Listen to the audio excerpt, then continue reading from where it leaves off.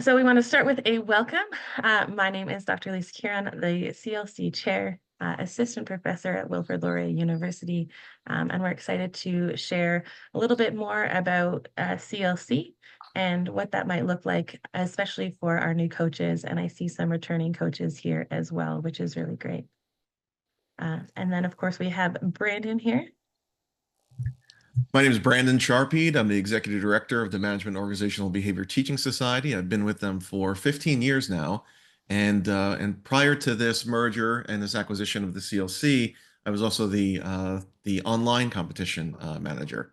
So over time we realized that the potential for growth and collaboration between the CLC and MOBTS and how much CLC's drive and vision and their own mission aligned with MOBTS's mission of enhancing the quality of teaching and learning across the management disciplines, of which leadership is a part of.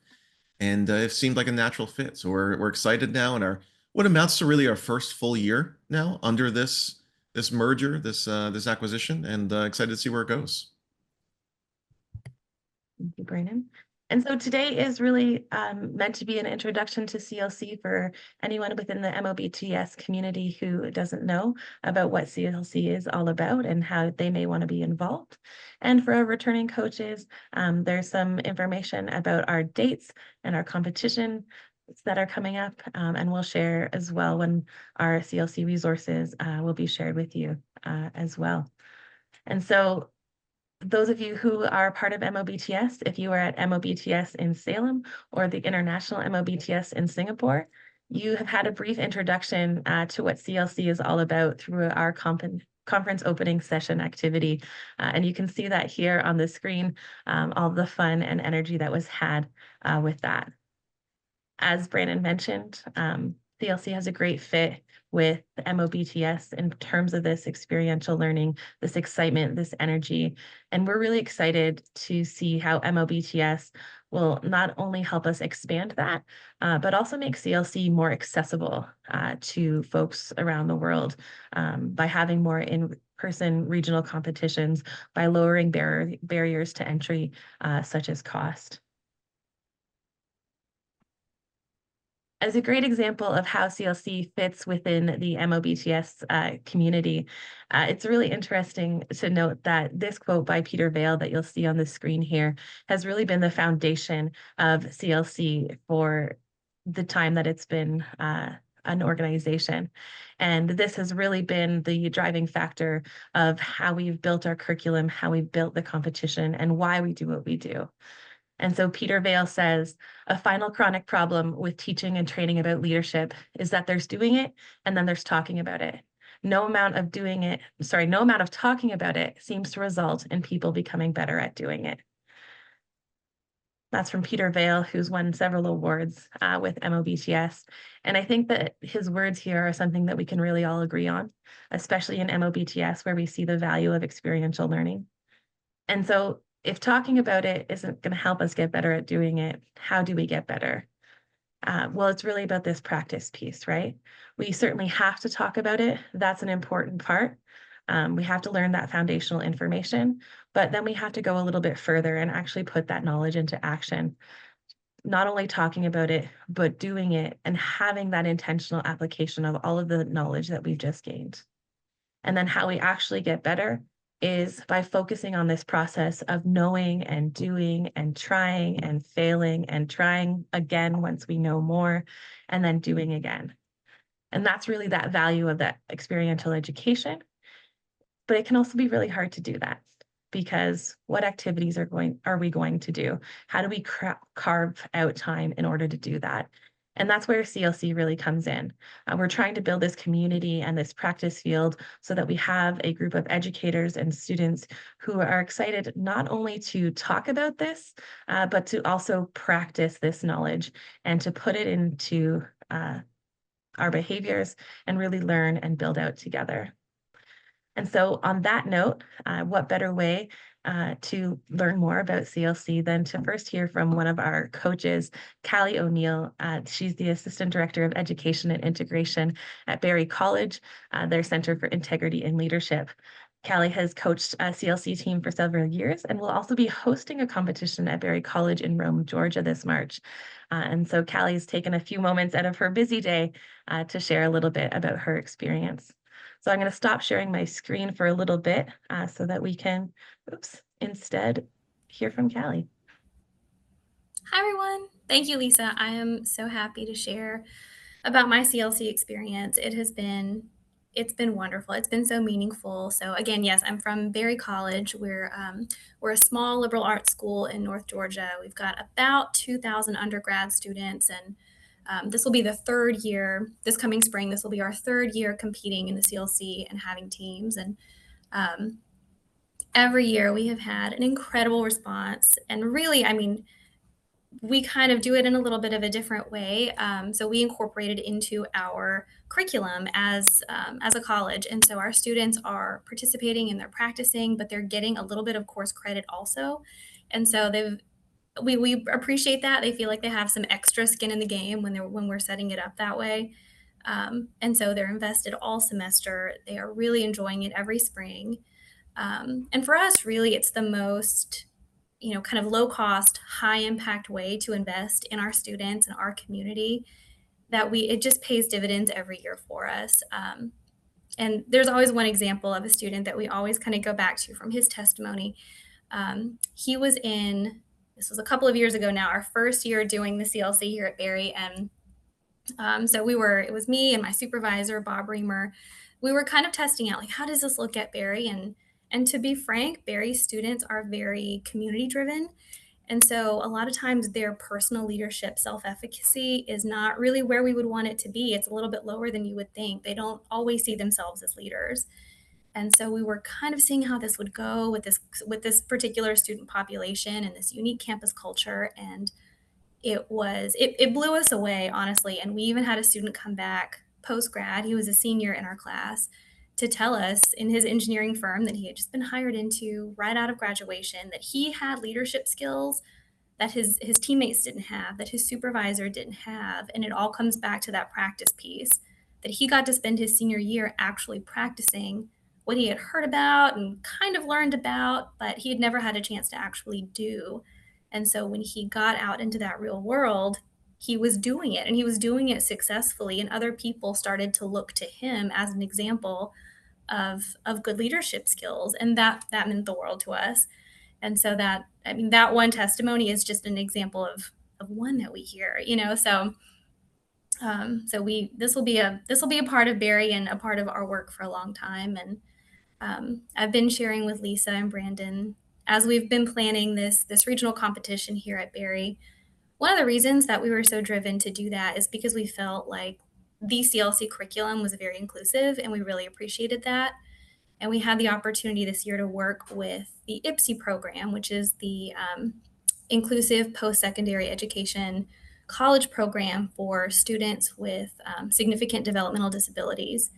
So this spring, we're able to incorporate several students, I think there's 3 in our class this year, who are part of Berry, who are in the IPSE program. They'll have mentors, and I mean, they individually will be participating, but that was really one of the drives to say, hey, could we host a regional competition here? Could we do this here? And it's working out really beautifully. So I want to encourage everybody, if you're a new coach or a returning coach and you're thinking about doing something in person, we would love to have you come compete at Berry. Again, we're in North Georgia. It's the biggest campus in the world. So that's a cool fun fact that we roll out any chance we get.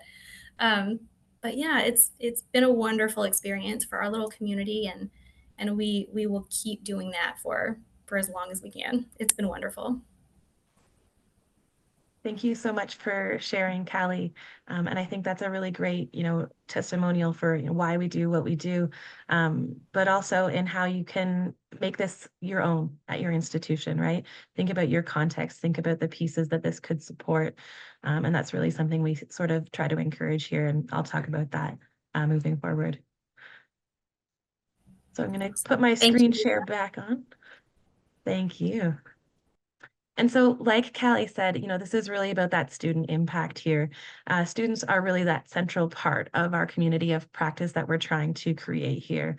creating this space for them to practice their skills. And I've got another quote from a participant last year who said, "This competition lets passionate students in Canada and around the world like us hone our leadership skills, put our learning into action, and make a real impact." And that's what we're trying to do, right? That's what is really going to sort of drive the coaches, the institutions to keep doing this, is that impact that this experience has on our students. Just a little bit of background in case those of you who are unfamiliar with CLC don't know. CLC was established in 2015, and the idea was kind of like, what would a leadership Olympics look like? You know, how do we test leadership? How do we practice leadership? And so we've talked a little bit already about this need to practice and get feedback and incorporate that feedback into your practice. That's really at the heart of the CLC experience, is creating the space and providing the resources for coaches to deliver that to their teams.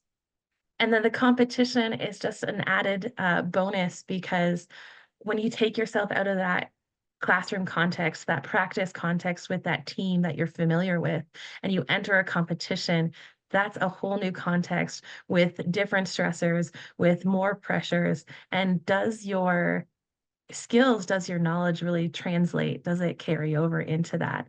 And so today, the CLC has had 255 teams from 100 plus colleges and universities across the US and Canada take part in this experience.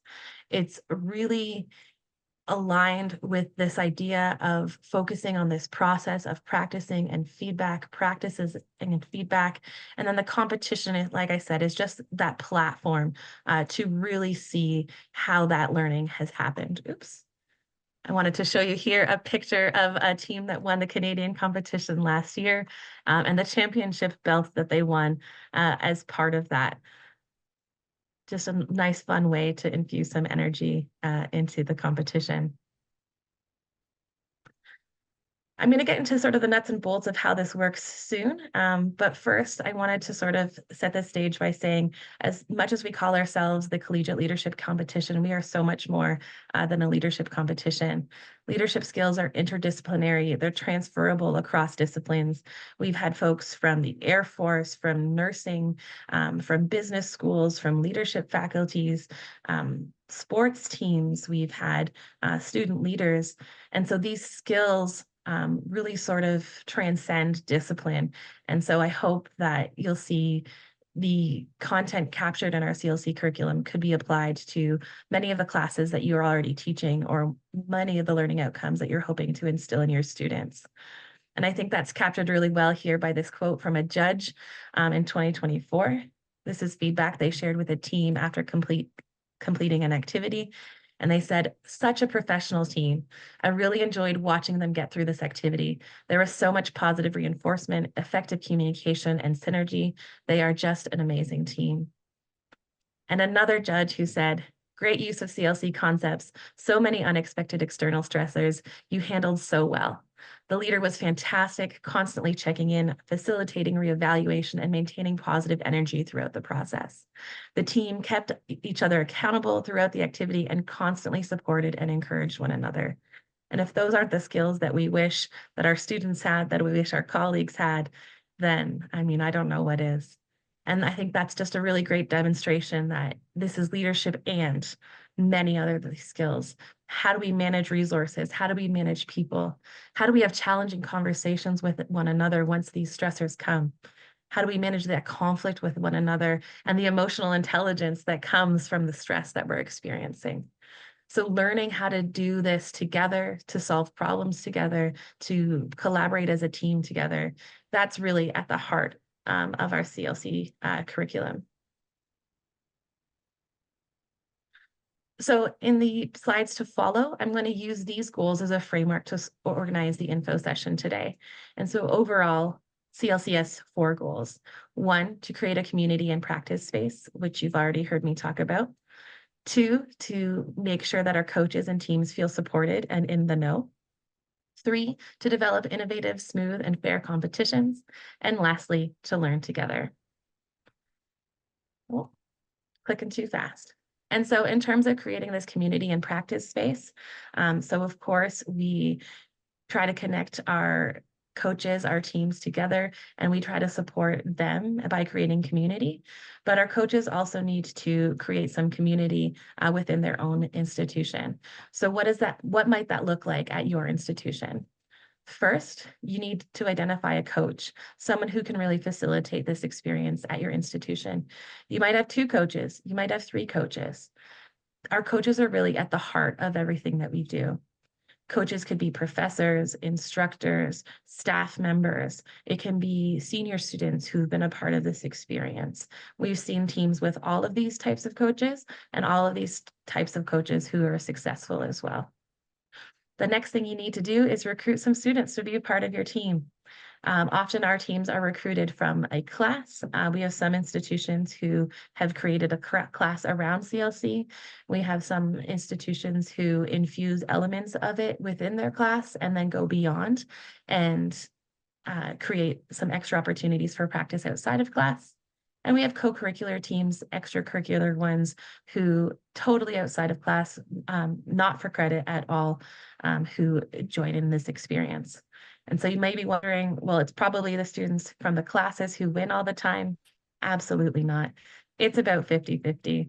My institution runs it as a class, and I will be very honest in saying we've never won, but we always have fun. And that's really the goal here. Your team can be made up of students who are undergraduate students or graduate students. We've had teams made up of both or a combination of. And then your team's responsibility is to really learn that curriculum, practice with the activities that we supply or ones that you come up with your own. I'll say that's been a real joy of the CLC experience for me, is it's really inspired me to get creative and to develop some activities, one of which you'll see at the in-person competition this year. I'm really excited about that.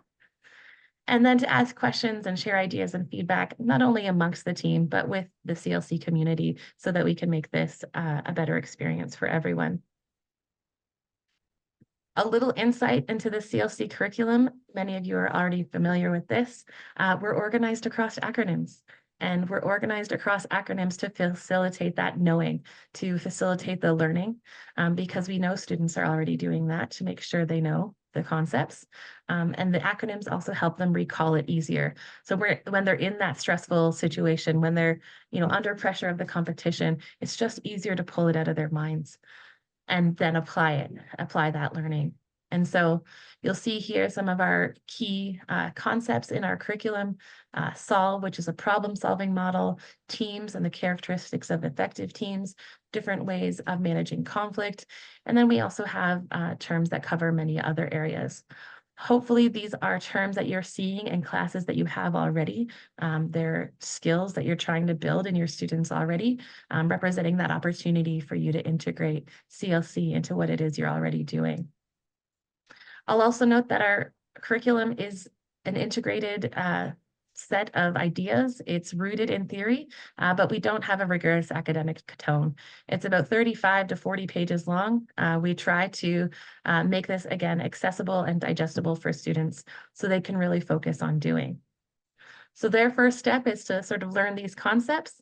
And the other thing they'll want to learn is what we lovingly call the Ellen test, the Leader and Team Effectiveness Skill Sheet. This is a rubric that the judges use in competition to score our teams. And this really represents other things that teams need to practice. And so when we talk about that intentionality, the Ellen test outlines things that the leader is responsible for, that the team are responsible for. And they get this early on to sort of craft their skills, craft their behavior, and just collaborate more effectively with one another. We've heard from one coach already, and before we keep going, I wanted to share some thoughts from a student. This is from a past participant. She wasn't able to join today, but she had some words she wanted to share. They're not all on the screen, so bear with me. Engaging with CLC allowed me to apply my leadership course learnings in a real-world environment. Participating in weekly challenges truly helped me better understand the course materials and their implications. The CLC competition was such a great way to practice these course learnings in a real setting. I've been able to highlight this in interviews and on my resumes. It's a unique experience that many people don't get. Outside of improving my understanding, CLC helped me in many personal ways as well. I felt that my interpersonal skills and ability to work with others greatly improved, and that is something I get to take with me outside of my undergraduate studies. It also improved my confidence, and other students who have taken the course agreed. I am much more comfortable leading in all aspects of my life, as it provided me with the skills to lead successfully. The CLC also helped me discover my strengths in both leadership and followership, as well as many challenges. I have taken this information, reflected, and tried to continue and develop in leadership. Finally, it was fun. My team and I became incredibly close, and this opportunity was something none of us have ever experienced before and likely will not experience again. Overall, I highly recommend this experience. Every student I know who has engaged with this event and the preparation before it has had nothing but positive experiences. If you have the opportunity to provide students with this experience, please do so, as it's one of my favorite memories from undergrad. And so we hope that that quote really sort of exemplifies that, we want our teams to feel supported. We want them to feel in the know, not just our teams, but our coaches too. And so how do we do that? We provide wraparound supports that are updated annually to help our coaches really deliver this. We try to provide everything that you need to sort of plug and play this at your institution, including coach training, some one-on-one support that we can offer there, our CLC curriculum, which I've already mentioned, our coaches guide, which includes tips and tricks, some advice and words of wisdom from our past coaches, some ideas on how you can get some financial support to institute this at your own institution, practice agendas so you don't have to reinvent the wheel. We've had generous coaches who have shared their agendas from previous years so that you can sort of plug and play that as well. We are building out our activity library, which has these experiential exercises, the ones that are so hard to find, the good ones, tried and tested and true ones, with complete activity sheets where you can just hand the activity sheet to your team and let them sort of get messy and dig in and see what they can do. We also offer monthly roundtables with our coaches during the practice season to see how things are going. And we're, of course, available for one-on-one support as needed. I've got the line here of more to come because with MOBTS being a part of this, we're really doing our best, again, to lower these barriers to entry, to be as supportive as we can throughout. And we're really fortunate to have MOBTS provide us with the opportunity to make this experience better and better, because really we view the coach as that customer. We want to make sure that they feel as supported as they can. So coaches are at the heart of the CLC experience. And you can see at the bottom here that the coaching support had the most powerful effect on our students' leadership development. The quote that I just shared from a past student provides us anecdotal evidence of the effectiveness of this experience. But we've also done some research. And so if you're interested in being a part of the CLC experience, this is another way that it can benefit you and your research and your team. We have opportunities for research throughout here.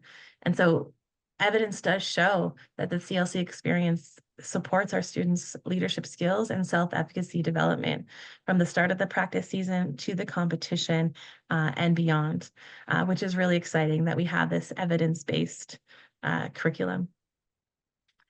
And so, like I said, we sort of provide the tools, and the coaches really deliver this to create an experience that's unforgettable for the students.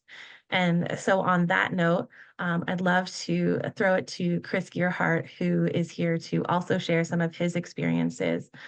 We've heard from Callie O'Neill, so I'm going to stop sharing my screen and throw it to Chris for a little bit. Thanks, Lisa, and welcome everybody and everybody who's going to be watching this on the recording. It's this has been an amazing experience. I was just reflecting with some other people, and over the course of my academic career, which is well over 2 decades now. The last 9 years of working with the CLC has been just one of the few things I've done in academic where I can see immediate results and immediate growth in the students. It's been a wonderful way of taking that dry theory stuff, which is necessary, and instead of, with multiple choice tests or short answers or essays or some group project where you don't get to see them do anything, you can see them do stuff right in front of you. And we have these feedback sessions, and the feedback sessions, I'll admit it, when we first started at Wilfrid Laurier, which is where I'm based, we didn't pay as much attention to the feedback sessions. We had them, but they were sort of informal. And then as we started listening to our feedback from our students, we realized how important they were finding the feedback sessions. And now they're just an integral part of what we're doing. We don't run an activity. We don't run a learning session without baking in time for these feedback sessions, so that the students can get a chance to share with each other and share with the coaches, and then the coaches can share. And we sometimes have external observers who will come in and watch, and it's just an opportunity for that conversation to happen that we really think is really the part that pushes the growth. When you're involved in an activity, you might know what you're doing, but you don't have time to reflect in the middle of something. And these feedback sessions really formalize that reflection part. It's an amazing tool for teaching. It's an amazing practice field, and one that's really changed the way I teach my other courses. And that's been awesome. That practical application of theory. I want to stress something that Lisa sort of touched on a little bit, but it's not just about the competition. It's about collaboration. It's collaboration between, at least at my institution, between myself and colleagues from other areas. So we have staff members from the university administration working with us. We have other faculty members. We have community members who are supporting us in different ways. So it's an opportunity for us to collaborate across units, which, at least according to our university president, is extremely rare when you see multiple units collaborate on something to the degree that we're doing this, it was pretty cool to hear that when she said it at convocation a couple of years ago. I don't really find the prep time. A lot of people ask me when they think about getting involved about, how much time does this take? And when we use the CLC resources, the prep time obviously goes way down. I don't think the prep time for this is much. It's less than I would normally spend preparing like a 3-hour lecture, when we spend, say 2.5 hours a week on this, over 10, 12 weeks. So there's that part.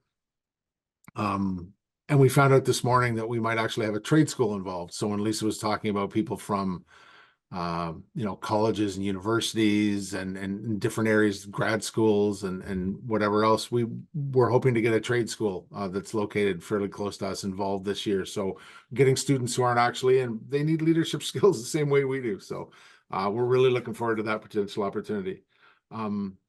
There's something for every student. I think that's what I wanted to really get across. There's something for every student.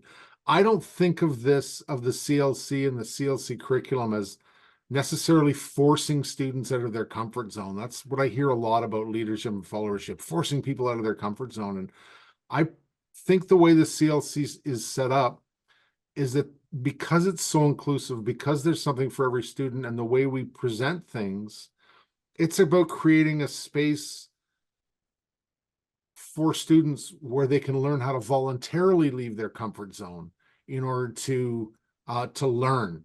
And to me, that's what leadership and followership are about, is having people take ownership of their own behaviors and allow them to progress. And I think that the CLC is a wonderful spot for somebody like me to watch that happen in front of me, which is pretty exciting. Yeah, that's what I've got. So thank you very much. Thanks, Lisa. I appreciate it. Thank you, Chris. We appreciate it as well. Getting my share screen back on. I think that piece there that Chris shared, that the prep time isn't as long as you might think. That's because we've got a great committee of people behind the scenes, our competition committee, our curriculum committee, our judging committee, our logistics committee, working behind the scenes to prepare all of these things so that you don't have to have a successful practice season and a practice competition. That includes developing and playtesting activities. You see a picture here on the screen from our fall board meeting of MOBTS, where the board members were playtesting one of our activities, having a great time. Weren't very successful, but we had a lot of fun and we learned a lot of lessons from that anyways. So in terms of our competition, we have two different forms. There's the in-person regionals. I'll talk about dates and locations shortly. Our online global, same thing. I'll talk about the dates and times for that shortly. Regardless of the type of competition, typically what happens is we have 6 activities with 4 to 6 team members. That helps to ensure that everyone gets a chance to lead. At the start of every activity, the teams are given an activity sheet, much like the ones that are part of our activity library, and then given anywhere between 40 to 55 minutes to complete that and earn some points. How they score points is one, through that process, which they've been practicing and practicing and practicing throughout the season. And our judges score their process points on that Ellen test rubric that I shared earlier. We always encourage our teams that they can control the process. And hopefully when they control the process, the results will come. And so the other points that they get are on the results. Can they actually effectively complete the task that they were given? Of course, we create some space in the competition day for reflection and breaks because we know how important that is. And we end the day with some awards to celebrate the success that we have and infuse some energy in.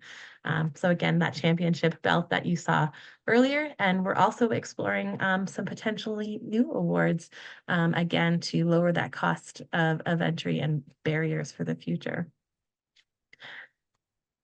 I've got a couple of pictures here of competition day, and I just wanted to share them to get a feel of some of that energy that we bring on competition day. We can see a couple coaches here that are a little bit frustrated. You know, that emotional intelligence, us coaches we have to practice it too, because we are on the sidelines watching our teams doing what they're doing. Our teams are involved, they're collaborating and competing all at the same time. I've got another picture here from the same event, just to highlight that our activities are always different. Sometimes they're, together in a big group. Sometimes they're separate. We've got this team here who looks, a little bit stressed. This team here who's celebrating their big wins. Teams on the floor, on the table. Anything can really happen on competition day. And there's an energy unlike anything else on competition day. I mentioned that my team has never actually won. And as much as we'd love to, I can't tell you how inspiring it is to see them when they're doing really well, but struggling with activities, but still support each other as they move through that. In the last online competition, my team was leading up into the last activity, and the last activity just got them. And they realized that, and they managed their emotional intelligence in such an impressive way. That was the biggest win that we could have had for the whole season. It doesn't matter that we didn't win, because the way they showed up for themselves in that moment was just really incredible. Nope. So in terms of our competition dates, right now we have 4 in-person regionals scheduled. Our first one in Wilfrid Laurier in Brantford, Ontario. So Chris and I are the hosts for that event on Saturday, the March 15th. Then we've got Barry College in Rome, Georgia, Saturday, March 29th with Callie O'Neill and Bob Reamer. You heard from Callie earlier. Then Southwest Oklahoma State University in Weatherhead, Oklahoma, Saturday, April 5th, hosted by Todd Wiggin, longtime MOBTS community member. And ending out with the University of Southern Maine in Portland, Maine, Saturday, April 12th, held by Dan Jenkins. Of course, we know that geography and financial limitations, you can't always get to everything. So our online competition dates, this year we're actually going to explore 2 options. We typically only hold one, but you may or may not know the Canadian and US schedules don't always play nicely with each other. And so we wanted to really lower that barrier and expand our offerings to increase more participation. So we've got 2 options for teams, choosing, whatever dates that works best for them, Thursday, April 10th and Saturday, April 12th, or Thursday, April 24th and Saturday, April 26th. You might have noticed that in person is 1 day, online is over 2. No one wants to be on Zoom for 8 hours in a row. Let's just be very honest about that. And so we split it up into 2 days to sort of manage that.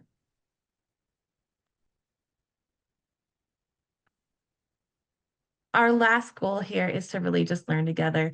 I've mentioned these coaches roundtables. We also conduct surveys that help us with our research opportunities, but also help us learn more about what we're doing well and what we need to change. And there's lots of opportunities to get involved. So if you're someone who's really invested in experiential learning and want to be a part of that community of educators who are interested and interesting, we've got lots of opportunities for you to sort of stretch those muscles and develop those skills within yourself as well. I mentioned some research, so I just wanted to offer some links. We've got academic articles about CLC. We've got some theoretical underpinnings of CLC. We've got podcast episodes about CLC, so lots of materials out there. And we'll make sure that these resources are accessible to you as well. At the end of the day, you're probably wondering what the financial investment is. And these prices are all listed in USD. The prices are, of course, a little bit more for in-person because there's more supplies and food associated with that. And what we've tried to do here, again, is recognizing that some of our institutions want to bring multiple teams. How can we support that? So we have this scale here, $799 for your first team, $500 for your second team. And if you have 3 or more teams, it'd be $325 for the in-person regionals for that. Online, the price point is a little bit lower, again, trying to bring in that accessibility piece. And of course, you don't have the travel. And you can see those price points there, 400, 300, and 200, depending on how many teams that you're bringing. And if you want to do both, because why not? We need to learn how to collaborate in person and online. It's just an extra $100 on top of the regional price if you wanted to take advantage of that option as well. Not all of our teams do. Some only do regional, some only do online, but certainly some have that online and regional together. In terms of the time investment, as Chris said, we really don't think that there's that much time that you have to invest. I know it sounds like there's a lot of moving parts to this. The beauty of CLC, and especially our collaboration with MOBTS, is we're doing that behind the scenes. We're doing most of the hard work and the heavy lifting for you, and providing the resources that you need to facilitate this as easily as possible in your institution. So if you can commit 10 to 12 hours preparing for the practice season using our resources as a guide, you should be well prepared to deliver this at your institution. And then once the season begins, if you can find 90 minutes, 2 hours per week to practice with your teams, to really go through some of those activities to facilitate those feedback sessions. So that will go a lot easier if your teams learn the terms before the practice session starts. Give them a few terms to focus on. And that way, when they get to your practice session, those are the skills that they're practicing that day, that you're giving them feedback on that day. Not spending the time in your practice sessions learning, but spending the time in your practice sessions doing. Again, with those activities that we have in our library, using the practice agendas that we have as a guide, really trying to make this lift as easy as possible. Though, of course, we always encourage you to put your own sort of twist on it. And so I just have a concluding thought here before we wrap up and give some opportunities for some questions or some comments. And I couldn't have said it better than this judge from the 2024 competition who posted this on LinkedIn after watching the Global Online Challenge. And they said, "I am filled with optimism after witnessing the incredible energy, enthusiasm, and hope displayed by the young participants of this year's Global Online Collegiate Leadership Competition. As someone who has been stressing the importance of learning leadership through leading for over 2 decades, I believe every institution of higher education should not only participate in, but champion this program." Much like Chris said, I can't tell you how transformative this experience has been for me as an educator, as someone who believes in experiential learning. It brings so much joy and creativity to everything that I do, and has also connected me with wonderful people who help me and inspire me to want to do it better. So I hope that is something that we can also provide, for the folks who are in this room, who are watching this video, to be really a part of our community. So with that, I know I've shared a lot of information. I welcome any questions or comments that you might have about CLC. Feel free to raise your hand or pop it in the chat.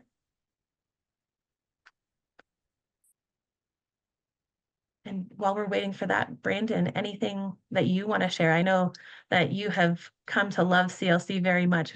It spends an inordinate amount of your brain time. It does. It occupies just about any of the remaining free time that I have over the course of a day with the growth that MOBTS has had. Again, getting back to the roots of why we are where we are right now between MOBTS and CLC and operating CLC operating under MOBTS. There's so much potential. If you've ever been to one of our MOBTS conferences, it is the CLC. The entire mission and goal of MOBTS is to enhance that quality of teaching and learning across management disciplines. But through the 52-year lifespan now of MOBTS, it has, for the most part, only been able to do that indirectly.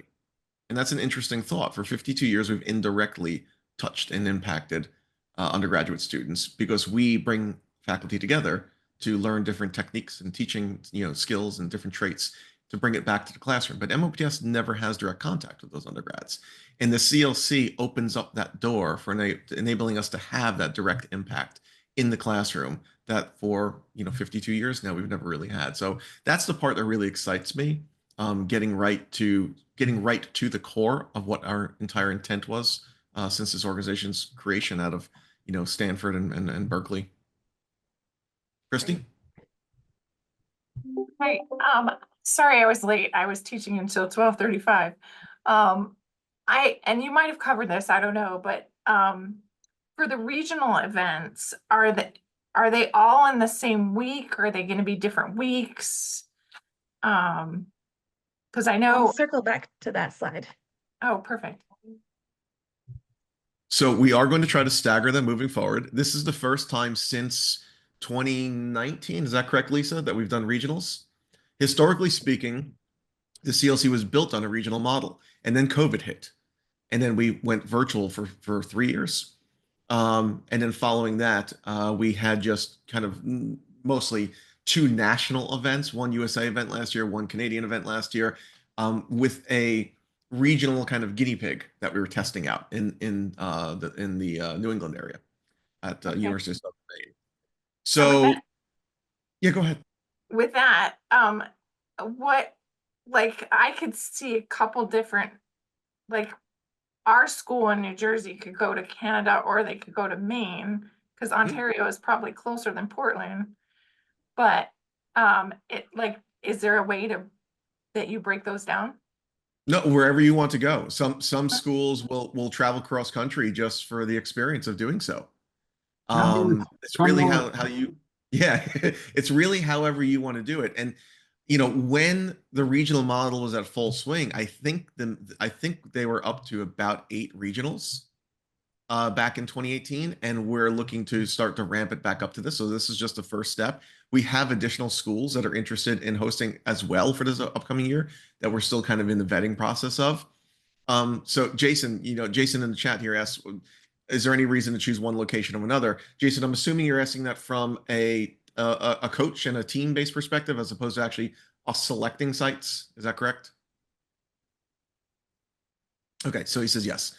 So that goes right to Christy's question. And other than your own finances and your desire to travel, one of the things that we wanted to be, again, the terms that Lisa and I have been driving home with one another and with the board are lowering those barriers to entry. And we've done that drastically through the registration rate, and we've done that drastically through reimagining the regional approach to enable teams to not have to get in a flight and go from UC Riverside, for example, all the way to Cleveland, Ohio, to be able to hopefully be in close enough proximity that you can hop in a university van or something like that and save on those costs that you don't need to incur the thousands and thousands of dollars worth of travel, which is really more so than any kind of registration fees. That's really where the cost comes in, where it becomes prohibitive. But we will continue to explore regional sites. We'll hopefully continue to build these out to where most any university would be, in theory, within driving distance of a location. And we'll see where that takes us. Rachel? Awesome. Thank you. I just want to hop in and say hello, and thank you to both Lisa and Brandon for all your hard work. I know that over time it has been a lot of work that's like off the side of the desk and hopefully moving more like to the forefront as you change into like these new roles. I want to share a little fun fact with the group and then those that watch afterwards. I actually was a student in this program at the first like Brantford Regional in 2019. Now I've gotten to be a judge a few times and now coach on year 3 or 4. So if anyone ever wants to connect on like that matter as well, I would love to connect because I've gotten to see, those acronyms that I used and memorized in the car ride to Brantford come into fruition at like team meetings and things when I'm a professional staff now. And it usually is a small group of coaches of us up here in Canada and Ontario. So if anyone wants to connect, Lisa's got my email, search me up at Trent, but I would love to connect because it's a great little group, but I'd love to see us grow, but certainly the connection to navigate weekly practices and all those sorts of things. We recently just got ours to be a micro-credential, so we're pretty excited about that. So if anyone, again, wants to connect on that matter, give me a shout, but just want to say hello. Thank you so much, Rachel. We really appreciate that. And what a unique perspective to go from student to judge to coach.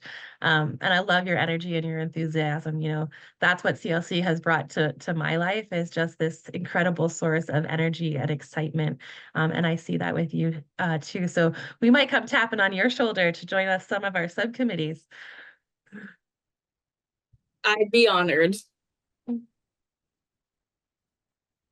So if there's any other additional questions, feel free to pop them in the chat or just shout them out.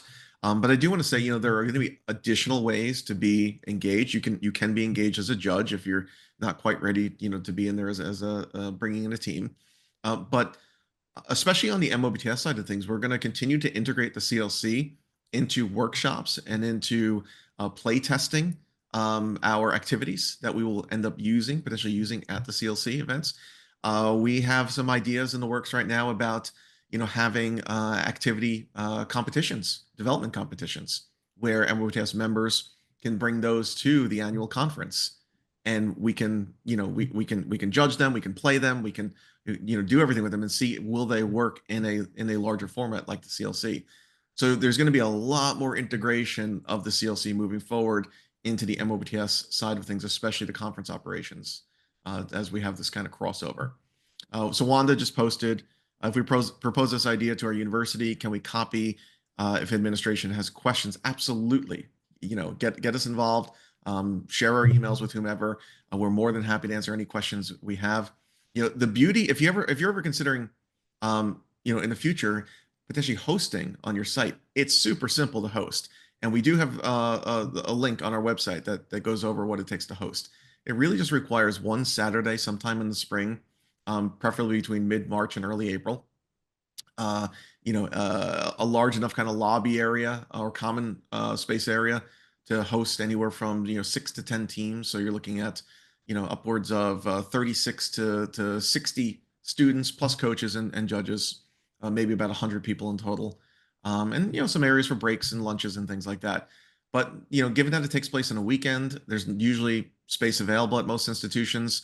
There is a benefit to hosting. The first team for every host institution is free, so we comp that team. So not only are you bringing everybody to your campus and showing that off and having that experience, but that first team, you end up saving that first $799. So yeah, if you ever have any questions along those lines, feel free to reach out. Just building on Brandon's point, at Wilfrid Laurier, we combine the competition with our open house for prospective students. So it's just a great other level of adding value. We have this great opportunity for our students to learn. And we also have, prospective students seeing this really exciting opportunity and this really great energy on campus. So there's really these possibilities to sort of craft this experience in a way that really supports not only your students, but your institution. and your CV at the same time. Now, I do want to say, if you ever do have interest in hosting, one of maybe the primary responsibility of hosting is we do need to drum up interest. And that interest, especially because we're trying to keep these things regional for the most part, is to have some level of confidence that you can tap, other institutions in your area, whatever the density of your area is, to promote this and try to get them to join this program as well. Because overall, Lisa and I and Chris and everybody kind of doing this, continent wide, between United States and Canada, and trying to drum up all these teams. We tend to shoot for a minimum of 6 teams per regional. That's a lot. It's a much higher probability that you and your people at your institution have the connections and the outreach potential for those other institutions in your area than we would.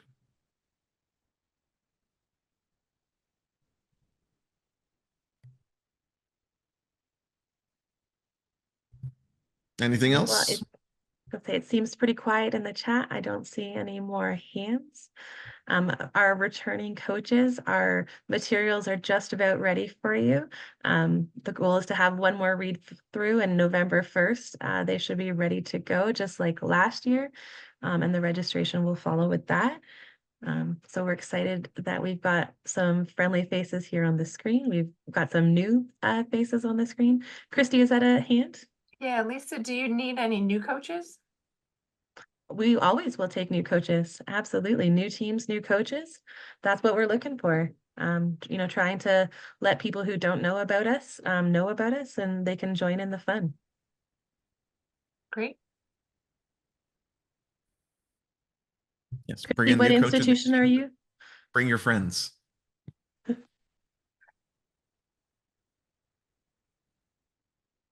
I'm sorry, Christy. Lisa was asking your institution. Oh, sorry. I'm at Stockton University. Nice. I don't think we've had Stockton participate before. No. And if this is an experience that you're interested in, and maybe this year isn't a viable opportunity for you to be a coach, you can always be a judge at our online competition, really get a feel for what that's like, and just be even better prepared for that next year. Like Rachel said, that's sort of her evolution through it, from participant to judge to coach. So all of those roles really add value to the experience. So Excellent. Yeah, that sounds like a good idea. We can connect off. sounds great. All right, folks. Well, with that, I guess I'll stop sharing my screen. If you want to stick around, please feel free to do so. Otherwise, we hope to see you at a CLC competition, whether as a coach, as a judge. And thanks for coming today and for engaging in this.